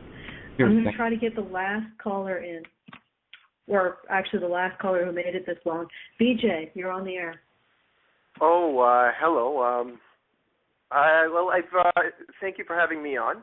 Well, I know that this topic is about the demonization of male sexuality and of double standards, and so I just wanted to bring something that's always been, always been troubling me. It's always the double standard that I find between, or at least double standard that radical feminists hold with porn on one hand, a masturbatory aid for men, and, sex toys and vibrators on the other hand, which is a masturbatory aid for women. Now, it's not just in terms of, how to define objectification. I can go on that, but for time, I'm going to hold that off. But also on the question of, there's a double standard on the question of to what degree should we depend on the opposite sex to provide us with sexual satisfaction? Because if you look at vibrators, they're sex toys. They are constantly being celebrated in a way, and the unspoken message is that women are owning sexuality for themselves. They're owning their own orgasms. They don't need the approval of men to attain sexual satisfaction, or at least some degree of sexual satisfaction. On the other hand, if you look at a lot of radical feminist complaints about porn, and when I say porn, I'm talking about even the softest of softcore of porn. You hear the constant terms of the words entitlement, and access to women's bodies.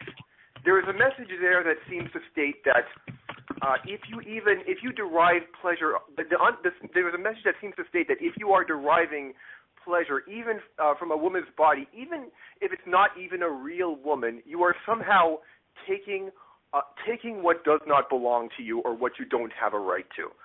Now, they like to talk about, a lot of anti-porn activists say that men don't have a right to sex, and that is true. I believe men do not have an all-encompassing right for physical access to the body of any individual women. But the problem is that people are, in my opinion, they extend that to state to basically mean any kind of any mental access, any type of enjoying a woman in a mental way, in a visual way, in even if it's not even even if it's just the idea of a woman's body, a concept in any kind of vague way. And I'm reminded of this story called Uka and the Stolen Smells. Have you heard of that story before? No, I haven't actually heard of that story. Can you say it really quick because we're running out of time? Oh, sorry. It's basically a fable about a chef who had a poor man living up in his attic, basically boarding up, and once a day he heard a poor man saying that he heard a poor man talking with his friend saying that I can enjoy my rice because I smell the food upstairs and it adds to the flavor of my rice. And then the man tries to sue him because they're still my smells and he's stealing my smells. There's an ending to the story, but I won't go into the ending. Look it up itself. It's a fun story, Uka and the Stolen Smells, or the story of the Stolen Smells. But it's that it's that kind of ideology. It's that miserliness and that desire for control, and it's just really unfortunate. It's an ugly thing, that desire to control men, even down to their thoughts. And I thank you very much for that call, BJ. We do have to end the show because we're running right out of time. But I'm going to bring on my co-hosts for a final round robin. Whoever wants to start first, go ahead. Race is on. All right, me first because I actually know the ending to that story. And the ending to that story is that a very, very wise judge, much wiser than the ones that we have these days, ordered the poor man who was enjoying the smells of the chef upstairs to pay that chef the shadow of a coin. He had to pay him the shadow of a coin because if he was being charged for the smell of food he did not eat, he only had to pay the shadow of a coin. And there you go. Yes, it was a spoiler, Sage. Oh, my God. You deal with it. Okay. So yeah, no, this is really what it is. This is really what it is that feminists want to have women be able to give their sexuality away for free and then decide, then dictate how much they're going to charge for it. That female sexuality is no more expensive, no more worthy of protection, no more worthy of being insulated and isolated and hoarded and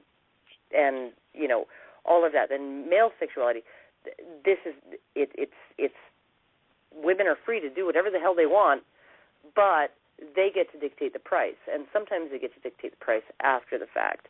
And that is the really horrible thing, and that really makes everything completely murky for men, especially since it's all written into law now, that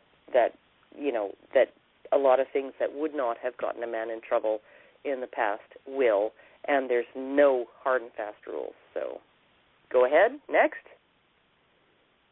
I know this is going to be short, but touching on that, the one way to really throw a monkey wrench into that sense of entitlement and that sense of control is to remember that being a man doesn't make you any less deserving or any less entitled to an equal experience of demonstrated intent to please and impress. That you are just as deserving of knowing you're loved and showing love as anybody else. And don't give your attention to somebody who cannot give back equally. So where that shadow of a coin was an appropriate ruling, give your shadow of attention to women who turn their nose up at you and just walk away. Yeah, and I think that, I guess to kind of conclude this as quickly as I can, male sexuality is just one of those things, just in my mind, is something that is nothing to be ashamed of whatsoever. And that if we're going to be living in a culture that is tolerant of how people are, that's the rhetoric, that we're tolerant of how people are regardless of how they're born, then I'm just going to go ahead and say right out there that I'm a heterosexual man, I like tits, and that's okay.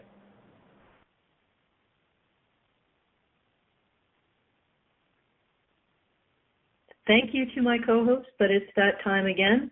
It's time to end the show. Thanks to our listeners and our callers. Thanks to our donors as well. And once again, if you like our content and you want to help spread evil in the world, please donate. The link is under the show description, right above the Blog Talk player, right below the Blog Talk player, sorry. And every dollar counts. Every dollar goes to making sure that the world is safer for evil, our evil. And also, for those of you who are first-time listeners, you can access the YouTube archive of our shows in the same place where you find the donation link. But also, you can go to our website, which is www.honeybadgerbrigade.com, and it's under the link titled Archive. Don't forget to check out our store as well. It's at www.cafepress.com/honeybadgerbrigade. Thank you to my co-hosts for always for always keeping it real. Thank you to Sage for joining us and adding in a much-needed male perspective. Thanks to Phil for animating our ad every week, to Europa for his amazing art, and to James for keeping everything running smoothly. Thank you to A Voice for Men for hosting Honey Badger Radio. And thank you to Reddit, Men's Rights Reddit, for always putting a sticky up every week advertising our show. And once again, thanks to you, our listeners and our callers. It's been a blast, a great, great episode. Good night. This is Honey Badger Radio, reminding you to take the red pill.